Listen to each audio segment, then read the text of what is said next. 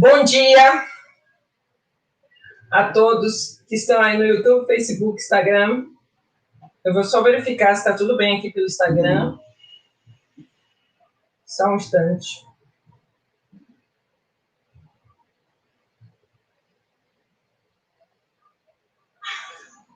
Tudo ok, tudo certo.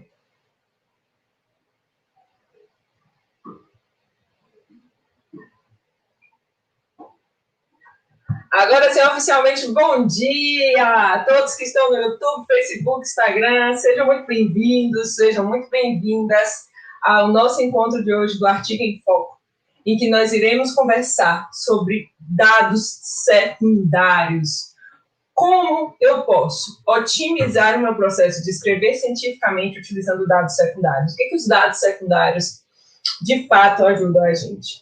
Então, é sobre isso que nós vamos conversar no dia de hoje. Bem, o primeiro passo que nós devemos entender do dado secundário é a sua definição na prática. O que é um dado secundário? O que é uma informação secundária? Um dado secundário nada mais é do que informações que foram coletadas de forma oportuna em alguma pesquisa ou em algum serviço de saúde, ou ainda um dado que foi coletado por pessoas com a finalidade de gerar informação. E o que eu quero dizer com a finalidade de gerar informação? De a gente obter algo que seja útil a alguém, de algum modo.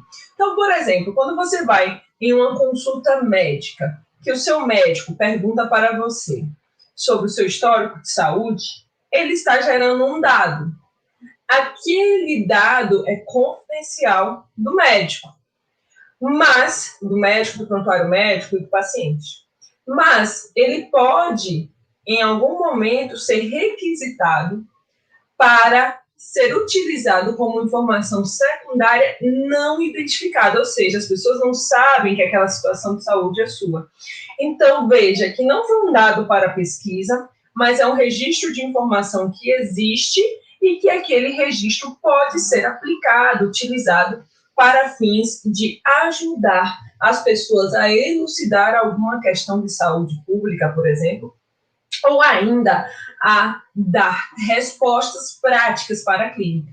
Então, veja, isso tudo a gente chama de dado secundário, aquela informação que ela está disponível de algum modo em algum lugar e que a gente precisa trabalhar a informação. Então, o dado do prontuário pode ser transformado em um dado secundário. O que isso representa? Então, que se a pessoa ela vai até um hospital e faz uma coleta de dados, quer dizer que o dado dela é secundário? Não. Vamos entender a lógica disso de uma forma um pouco mais prática. Quando você vai consultar um prontuário, consultar uma informação, ela está lá a informação disponível. Você, pesquisador, foi até o hospital, leu o prontuário, consultou aquele dado e pegou aquela informação e transformou em um banco de dados. A informação ela está disponível, ela está lá presente, ela está posta para que você consiga trabalhar, para que você consiga analisar aquela informação em relação àquela sua condição de pesquisa, aquele seu objetivo de pesquisa. Bem, então, esse processo de coletar o dado que você foi lá em campo e coletou cada informação, você gera um dado considerado como um dado primário, porque você foi lá e coletou informação, mesmo que registrada em um prontuário. Agora, se você pega e liga para a instituição, um hospital X, e fala: me dá, por favor, um banco de dados que eu quero avaliar todas as informações que você tem disponível. Aquele banco de dados que foi criado por uma outra pessoa ou por uma instituição se torna um dado secundário, porque não foi você que foi lá, coletou cada informação e captou aquilo que você tinha necessidade para a sua análise. Ou seja, você está aproveitando uma informação que está disponível. E é essa a função do banco de dados secundários. Ou seja, você ter uma informação rápida que você possa utilizar. Então, bem, no nosso país, se a gente parar para pensar um pouco sobre isso, nós temos uma série de fontes de dados acessíveis com muita facilidade e que comumente as pessoas não usam. E por que as pessoas não usam? Porque não sabem que essas fontes elas existem. Nós fazemos pesquisa aqui no Brasil que abrange todas as regiões do país, mas utilizamos muito pouco desse recurso para que isso seja transformado em um artigo científico. Então, um exemplo prático que eu quero falar para vocês sobre essa questão do dado secundário são os dados dos serviços de saúde. O que são os dados dos serviços de saúde? São dados que retratam uma condição da nossa população. É uma informação que traz um retrato demográfico, de saúde da nossa população. E o que isso significa na prática? Significa que são indicadores que nos ajudam a planejar políticas públicas de saúde. São os indicadores de mortalidade e os indicadores de nascimento, ou seja, duas informações importantes para a gente entender por que as pessoas morrem e como que elas nascem hoje no nosso país, quais são as características envolvidas durante aquele processo de nascimento e parto. O que isso tem de benefício para a população? O dado está disponível, porém, as pessoas não utilizam aquele dado para gerar análises e resultados robustos para a literatura. Então, muitas vezes a gente perde a oportunidade de entender essa lógica científica. Agora que você sabe que os serviços de saúde, eles geram uma informação prática, uma informação que a gente pode utilizar, por que nós não usamos dados secundários? Quais são as nossas limitações para utilizar esse banco a nosso favor? Eu trabalho com sistemas de informação. O que eu faço? Eu faço qualificação de dados e análise de dados. E o que acontece? Chega a dar uma dor no meu coração que todos os anos nós perdemos informações que não são trabalhadas por diversos pesquisadores, porque não conhecem a riqueza de informação que tem no dado secundário. Por trás de um dado secundário, tem informações que foram qualificadas por uma equipe, que foram tratadas para uma análise, e ainda que vai te ajudar a entender características específicas daquela região ou daquela situação. Então, um passo importante que nós precisamos dar nessa nossa jornada da utilização de dados secundários durante a redação de artigos científicos é entender a aplicabilidade do microdado no nosso processo de analisar dados, de analisar informações. E o que representa o microdado na nossa prática, no nosso cotidiano?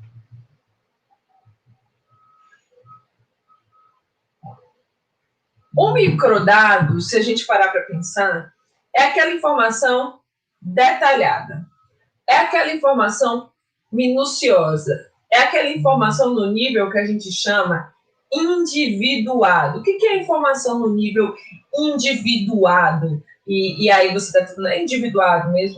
Na epidemiologia a gente chama de individuado, mas que refere a quem? Refere ao indivíduo, ao sujeito, a uma única pessoa. É que nós temos um grande banco não identificado em que eu sei se aquela pessoa que morreu por câncer de laringe era do sexo feminino ou masculino, eu sei a idade daquela pessoa, eu sei se ela era casada, eu sei a raça, a cor. Então, eu sei características que me ajudam a entender quem era aquela pessoa em relação a características gerais, a um perfil social. A partir disso, eu também consigo avaliar se aquela pessoa ela tinha comorbidades. Então, imagine, olha que ideia legal, você realizar um estudo de multimorbidade fundamentado em uma avaliação de um banco secundário com a impossibilidade de você coletar dados ou de você coletar informações. Imagine que nós estamos hoje no meio de uma pandemia. Eu tenho certeza que o dado secundário poderia ter salvado muita gente de não ter adiado a sua defesa de tese ou dissertação, ou ainda poderia ter ajudado a elucidar questões relacionadas com a morte e saúde pública na nossa população, para que a gente entenda o perfil da mortalidade da Covid. Então, são imensas as oportunidades de trabalho com o banco secundário. Então, eu que hoje trabalho com essa lógica do banco secundário, que eu faço a qualificação do dado, especialmente do banco de dados de mortalidade, o que eu consigo perceber? Que as pessoas conhecem muito pouco essa informação. Por que as pessoas conhecem muito pouco essa informação?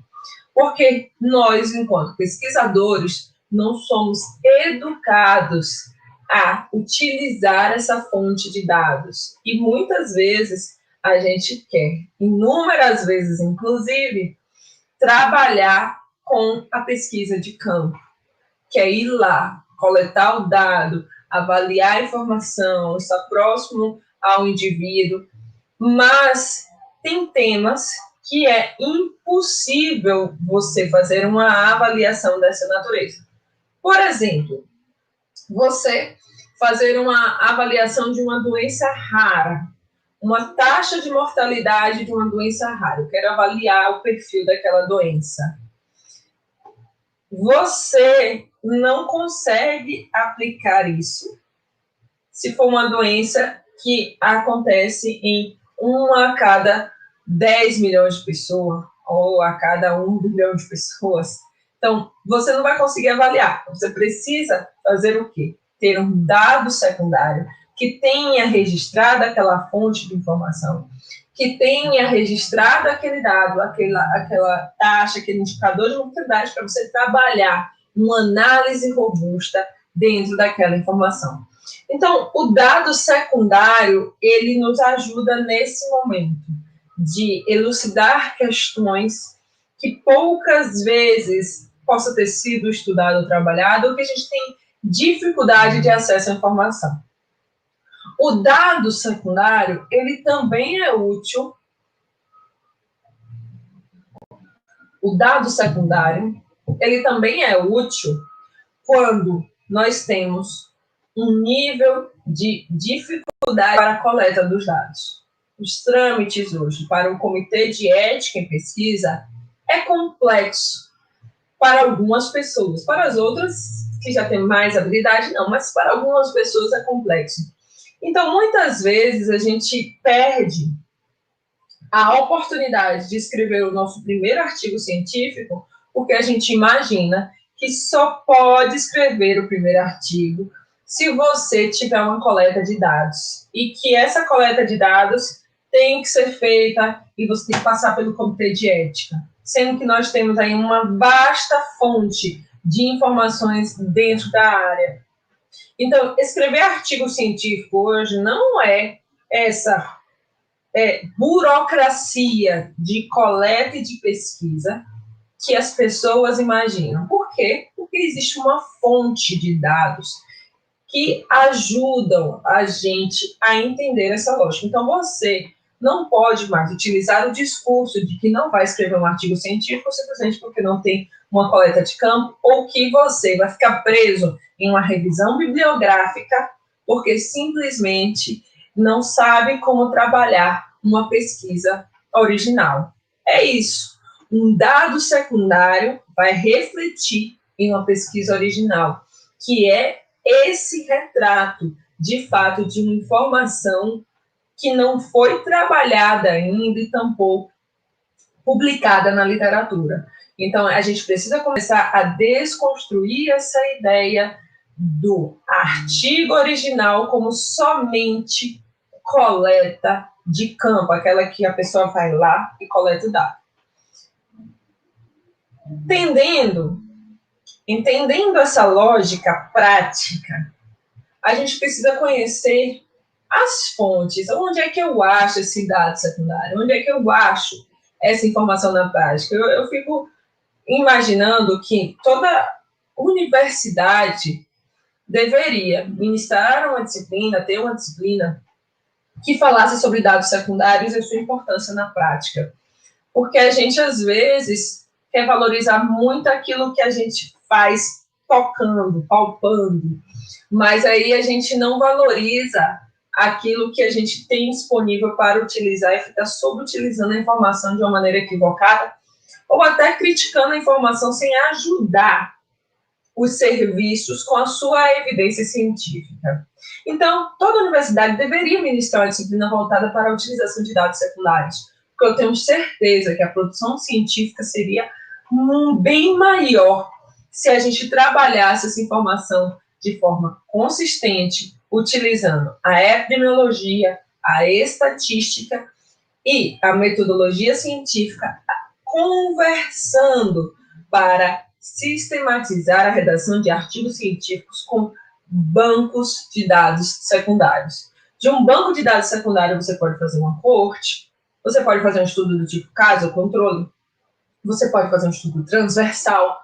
Então, são inúmeras as possibilidades que você pode explorar durante essa fase de escrever um artigo científico utilizando um banco de dados dessa natureza. Mas onde é que eu consigo achar essa informação?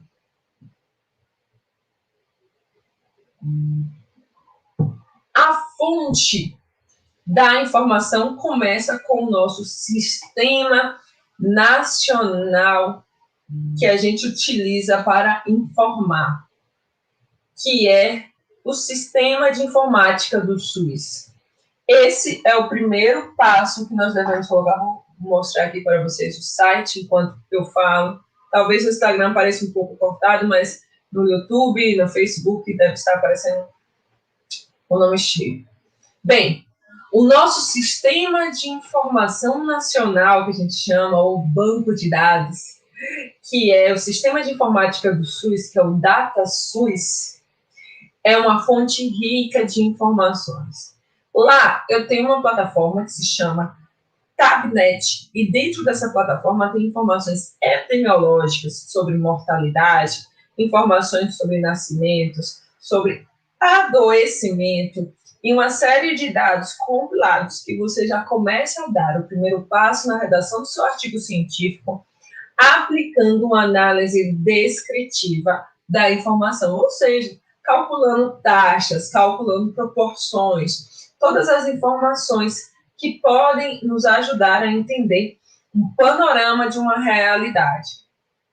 Eu tive uma aluna no meu curso Descomplicando esse Artigo Científico em um mês, que ela escreveu um artigo com dados do DataSUS em que ela fez a avaliação da tendência de mortalidade em uma cidade, em uma micro-região do estado da Bahia. E ela publicou esse artigo científico. Então, ela trabalhou a informação secundária para trazer um novo retrato de uma realidade para uma região que ela estava fazendo, estudando e avaliando. Será que existiam publicações daquela natureza para aquela região? Possivelmente pode não existir. E o que ela fez? Explorou todas as possibilidades que ela tinha para conseguir levar uma mudança para aquela cidade, para aquela região, para aquela realidade que ela estava investigando. Bem, então, lá no DataSUS, eu tenho informações que eu posso explorar e ainda eu posso trabalhar com os microdados, que é esse dado no nível individual, mas sem nenhuma identificação, em que eu sei o sexo, a idade, a causa de morte, o estado civil, características que me ajudam a entender o perfil da minha população e pensar em alternativas para analisar aqueles resultados. E é interessante pensar que existe uma corrente mundial hoje para que a gente qualifique o dado e trabalhe o dado em prol da saúde pública, que se chama essa corrente a minimização de informações que não agregam nada, que para a mortalidade é um garbage code, um código lixo. O que isso significa? São códigos que não são úteis para o planejamento em saúde pública. Então, estudos que avaliam a proporção, por exemplo, de garbage code em uma determinada região ajudam a entender que o planejamento em saúde pública se torna mais complexo somente pelo fato da informação ser ruim, da informação ser pouco qualificada para aquela necessidade daquela região. E isso transforma aquela situação em um grande problema que você não consegue resolver por não ter informação. Por isso, informar o dado de maneira qualificada para que as pessoas analisem de maneira qualificada é importante. É uma cadeia, é um ciclo de informações que a gente precisa disponibilizar para que você consiga trabalhar da melhor forma possível. E o que é um garbage code na prática? É aquela informação que não vai me ajudar a planejar.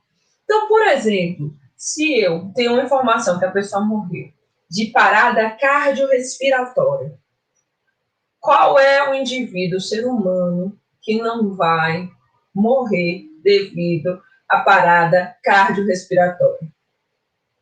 Todas as pessoas vão morrer devido a isso. Então, isso é um garbage code. É uma informação que é pouco útil para a nossa prática, informação que não me ajuda a planejar a política pública.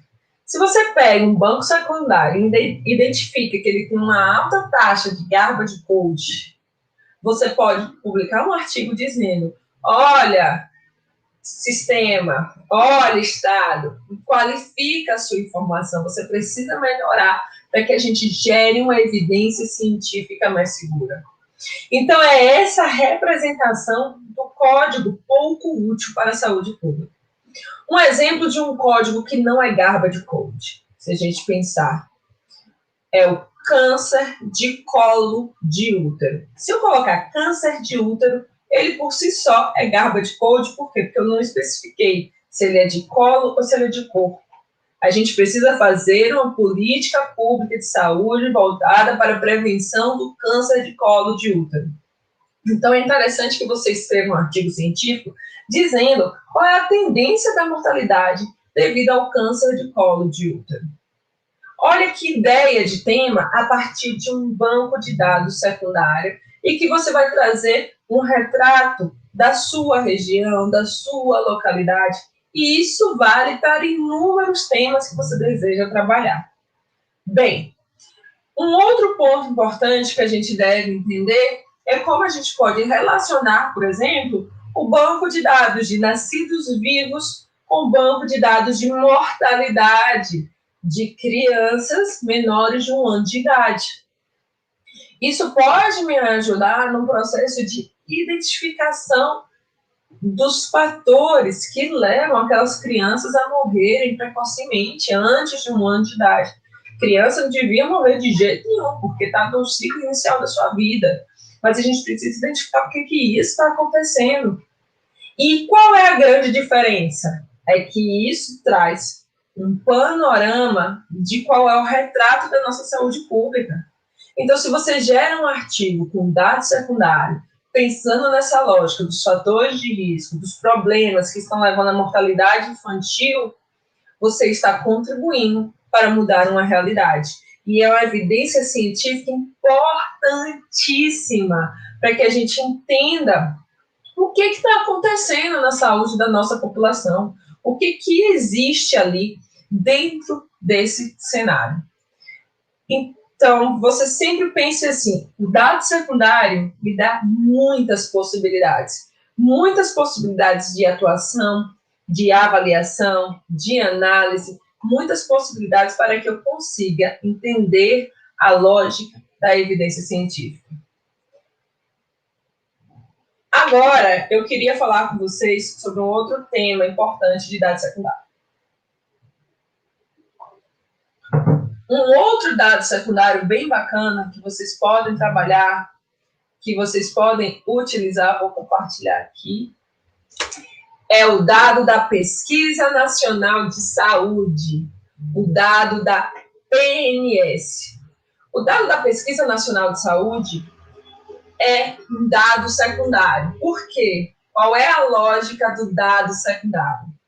O dado secundário, ele é uma informação que você não coletou e que alguém disponibilizou para você analisar. Então, a Pesquisa Nacional de Saúde é um dado secundário. É uma informação de um banco de dados que foi coletado e você tem acesso à informação. Esse é o site que vocês podem ter acesso aos microdados. Muito orgulho de falar isso, de contar essa história. Eu tenho uma aluna no DPA1, no meu curso, que ela escreveu um artigo científico com dados secundários da Pesquisa Nacional de Saúde. Gente, esse artigo está lindo. Quando publicar, eu vou compartilhar com vocês. E aí ela fez da extração dos dados, das informações, até a análise dos dados. E o que eu fiquei mais feliz é que, além dela executar todo o processo de redação científica, análise dos dados, ela está compartilhando, ela é professora universitária, ela está compartilhando com os seus alunos todo o conhecimento que ela teve ali no curso. E ela venceu a barreira do entendimento da análise estatística. A partir do quê? A partir de uma análise de dados secundários. Então, o dado secundário é muito rico, ele te dá a oportunidade de você ter publicações em revistas com alto fator de impacto, porque é a informação que representa a população que você está estudando. E, além disso, a PNS é uma pesquisa nacional, então você tem um retrato de todo o país, compara regiões e consegue visualizar isso de uma forma diferenciada.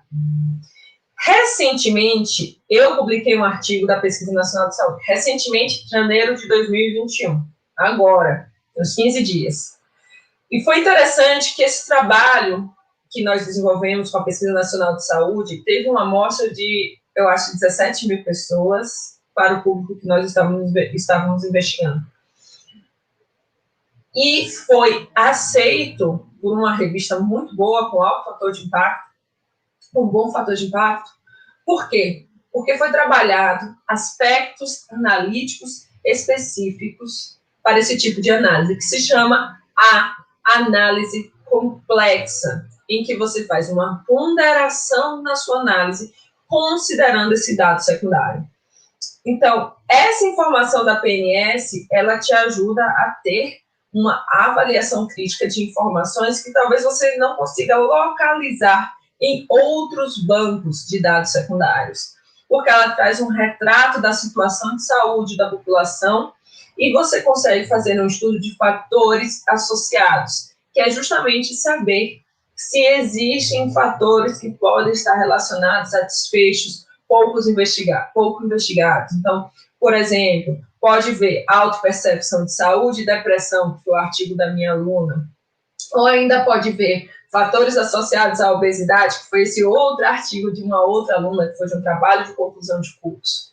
Então, imagine um trabalho de conclusão de curso publicado em uma revista com um bom fator de impacto. A gente acha que é impossível isso, mas não é, desde que você trabalhe de forma qualificada a informação do dado secundário.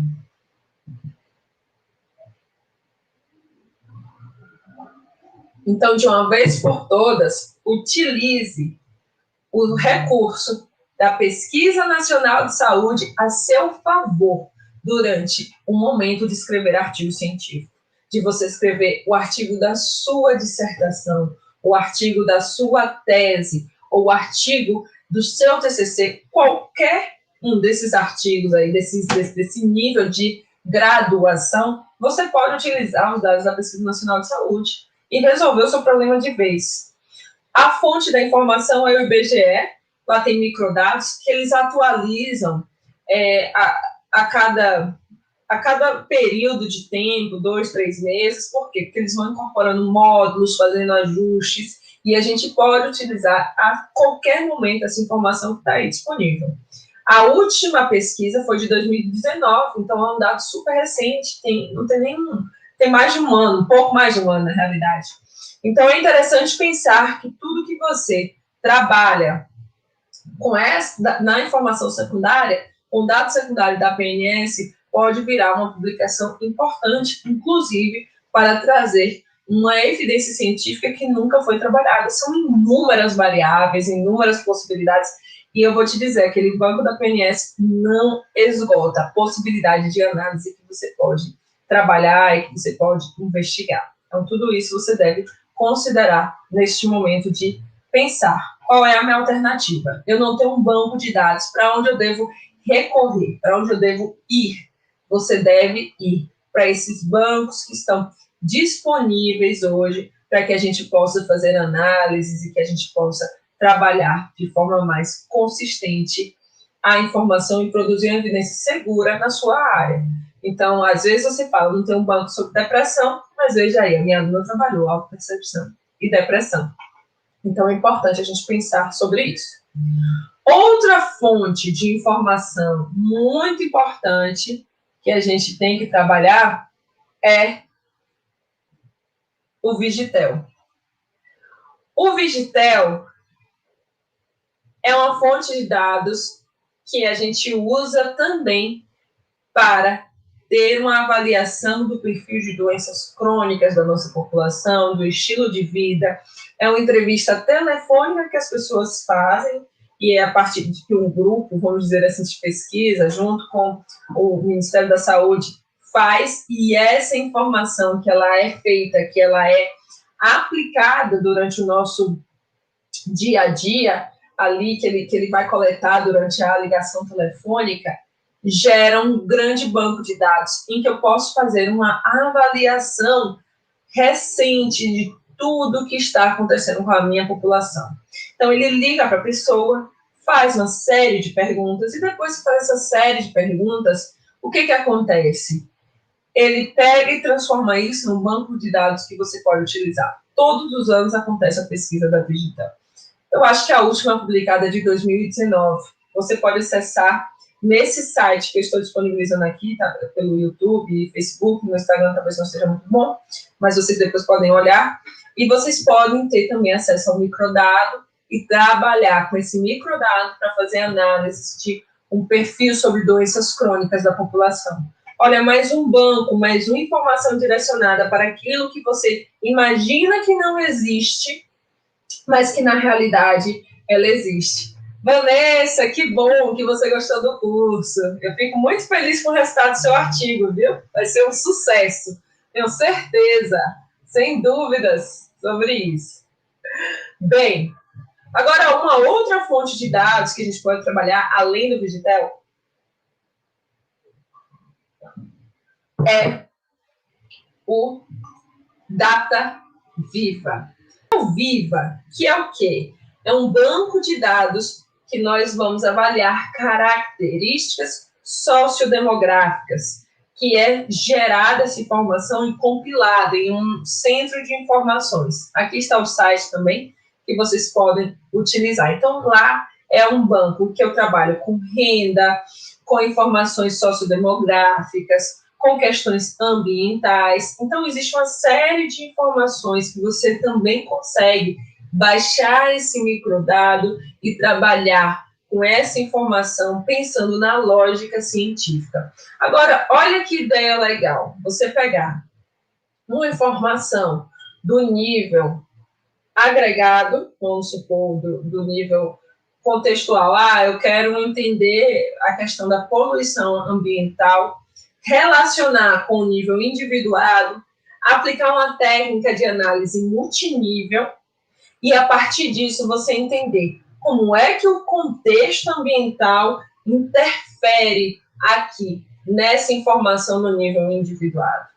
Então, os bancos de dados secundários ajudam a gente a entender essa lógica.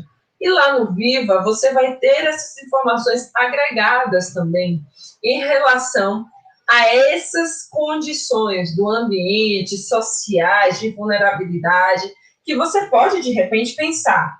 Eu vou pegar o meu dado aqui no nível agregado e tentar relacionar por meio de uma técnica de análise multinível aqui na minha informação individual. Então, tudo isso, gente, são possibilidades que o banco de dados secundários te dá. Ele te entrega isso, sim, de maneira muito clara, mas que você precisa entender a capacidade analítica de explorar esse banco, de explorar essas informações.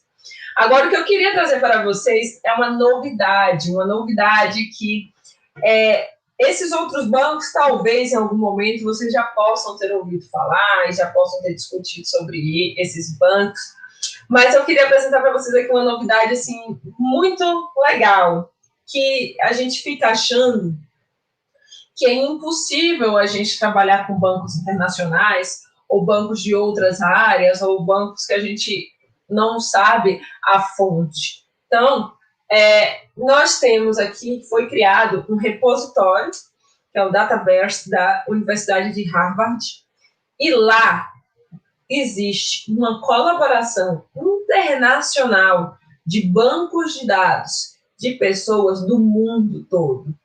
O nosso grupo de pesquisa que eu trabalho está entrando agora com um banco de dados para que ele se torne público de acesso a essas pessoas do mundo todo. E ali você pode pedir à pessoa, aquele banco que já é público, diante de uma justificativa, obviamente, de informações, trabalhar aquele resultado, talvez como pesquisador não tenha trabalhado, e esgotar as possibilidades de análise, de avaliação, ou ainda de agregar bancos que são semelhantes em relação a características e fazer uma grande análise de dados com informações robustas. E esse passa a ser um banco de dados secundários.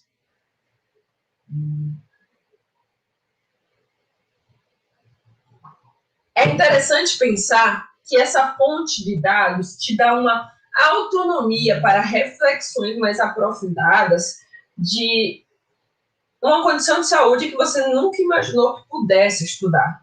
Então, lá nesse repositório que a gente chama, que vários pesquisadores colaboram para que a ciência esteja mais aberta e acessível, você também pode acessar informações de um banco de dados e trabalhar de uma forma diferenciada. Então, assim, esse aqui é um exemplo de um banco de dados, de uma fonte de banco de dados internacional, que a gente pode entender de forma prática, que é a democratização do nosso acesso à informação. Então, o que você pesquisar lá, gente, você vai achar. É muito rico todo esse espaço para que a gente tenha. Então, os pesquisadores, em uma colaboração simultânea, assinam um termo de cessão para o acesso à informação, e a partir desse termo de cessão, entra por meio de um login de uma senha e deposita esse banco de dados lá, dentro desse espaço, para que inúmeras pessoas possam trabalhar com a informação da melhor forma possível e possa utilizar aquilo de uma maneira que realmente te ajude a produzir ciência. Então, de uma vez por todas, agora vocês já entenderam que é possível escrever um artigo científico sem precisar, de fato, coletar os dados. Mas o que você precisa aprender é sobre o poder analítico que esses bancos têm para te dar independência nesse processo de escrever cientificamente. Então, gente, esse é o nosso episódio de hoje. Obrigada a todos que estiveram aí. Espero que vocês tenham adorado e até a próxima!